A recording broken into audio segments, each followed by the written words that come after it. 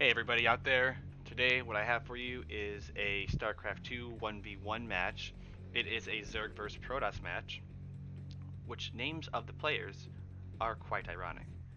With that said, let me go ahead and introduce these players spawning in the bottom left position of this map. In the 7 o'clock position, it is the red Zerg player named Protoss. And spawning in the top right of the map, in the 1 o'clock position, it is the blue Protoss player who carries the name of an old StarCraft 2 Zerg pro. His name, or hers, is IdrA. And oh my gosh, right off the bat, we've got some hot and heavy action with a Forge first. Guys, we all know that usually means cannon rush.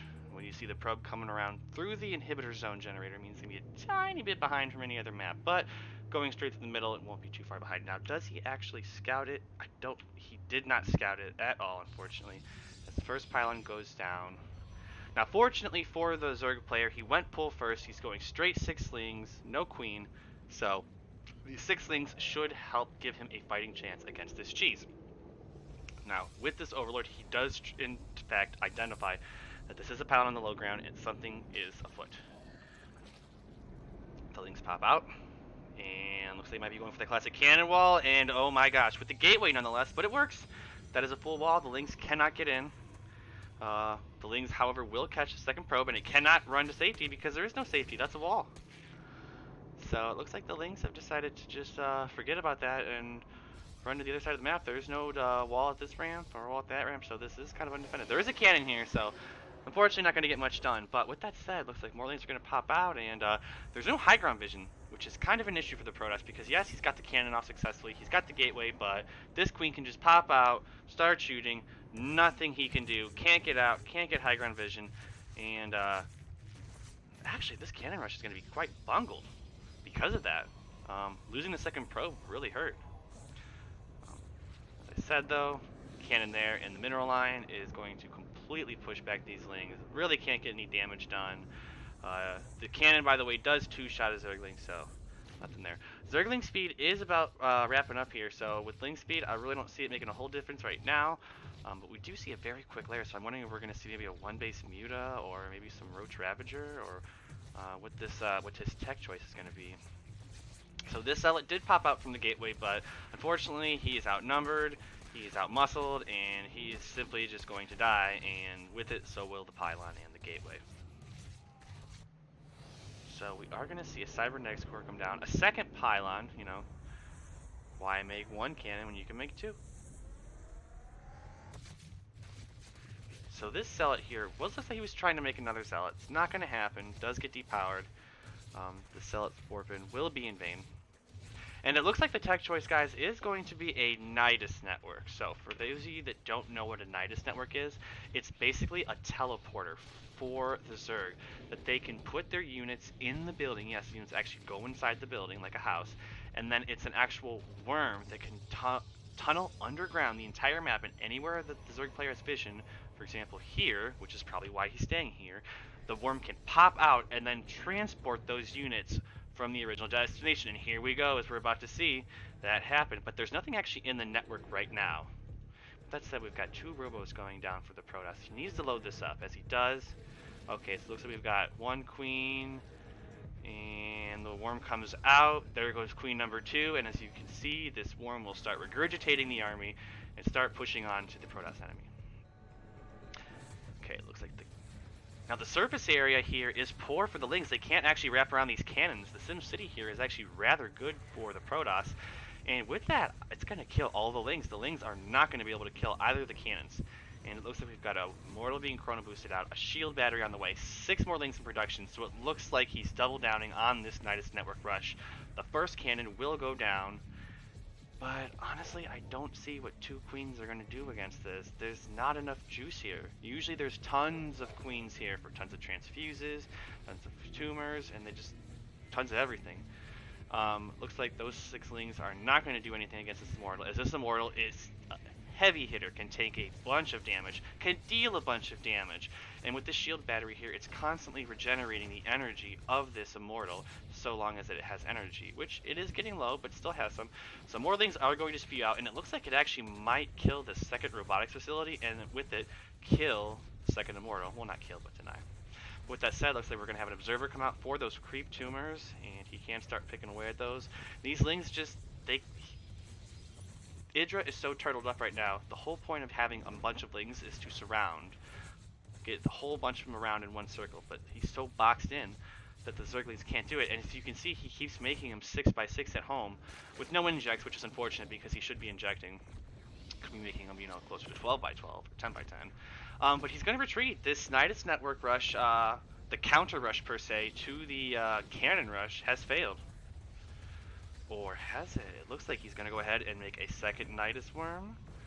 What is in the worm? Only 4 lings and a queen. This isn't scary. And with 2 immortals coming out, there's no way that's ever going to happen. So, once again, we have another rush in this Protoss vs. Zerg game held. So, it looks like that the Zerg player is going to go ahead and expand, taking a hatchery at his natural expansion. And what is this guy going to do? Is he going to take another base out here? He does have the minerals for a 3rd base. No. We'll have to keep an eye on him. Meanwhile, back at the IdrA's base, we've got batteries. We've actually got 2 cannons.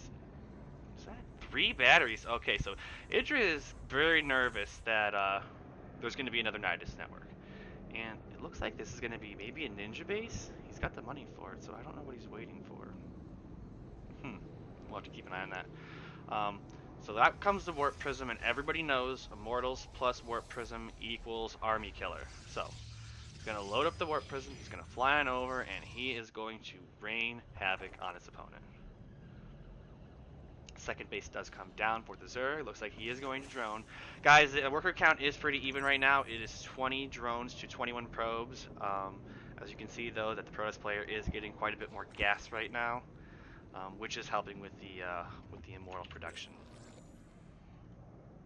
Warp Prism going to make it to the way to its Zerg base and see where he's going to unload. He's going to go ahead and unload right at the natural, and there's just not enough here to stop 2 Immortals. There just simply isn't. Looks like he's going to get a Roach Warren, which I don't know if is going to help with Immortals, because Immortals actually do way more bonus damage against Roaches than they do Lings based on their armor type. And these 2 Immortals are going to really be a serious problem. I mean, I'm really excited to see if this ninja base can help get him back in the game, but if he doesn't make something happen with it, this game is as good as gone for Protoss. And when I say Protoss, I mean Zerg. Who set that up? Looks like we've got double... Oh, looks like a supply block there, which should be ideal. Double Immortal production. Looks like he gets a second base, he just picks up and he heads on out. Warp Gate is started, so it looks like he might be thinking about getting some more Warp Gates, not just straight Immortal. Realizes that he's supply blocked, making more pylons. Does remake the natural hatchery. Guys, and it is now 18 to 21 workers, 18, 17, 16, making those buildings takes drone, guys. So the economic advantage is clearly in the Protoss's corner. When I say Protoss, I mean the blue guy. Can't make this stuff up, guys. Let's look at the units killed right now. 60 to 4. Guys, this is a bloodbath. Not looking good. Oh, he could get the... Oh! Looks like he chips away at the shields, doesn't really get any work done. Guys, it's just mass Immortals, and at this point of the game, it's, as Todd says, it's look at the supply. You know, 15 army of Lings and Queens to... We've got 5 going on 7 Immortals. This isn't looking good. Not in the slightest bit. So the Immortals are going to drop here, keep poking, and these Queens, they can chip. And he's, oh, got to be careful with that Warp Prism out. You got to get out of there. Oh, Queens have pretty good range. Got to be careful. If he loses the Warp Prism, this harass is over. Oh my, oh, get out of there. Oh, are you kidding me? 3 hit points. That is 1 lucky Warp Prism. And Immortals, by the way, because like I said, with speed, the Lings can surround the Immortals, and then they can't escape. Well, maybe with the good old recall, but there's no energy.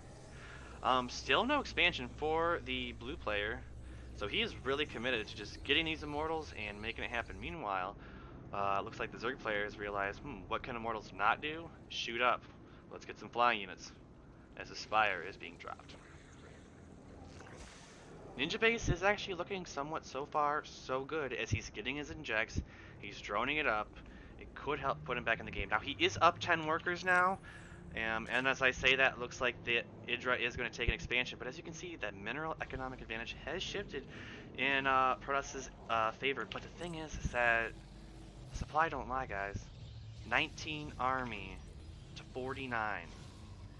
And we're not talking like, oh, this is just sentries versus, 2 or 3 ultras. This is straight immortal. This is scary.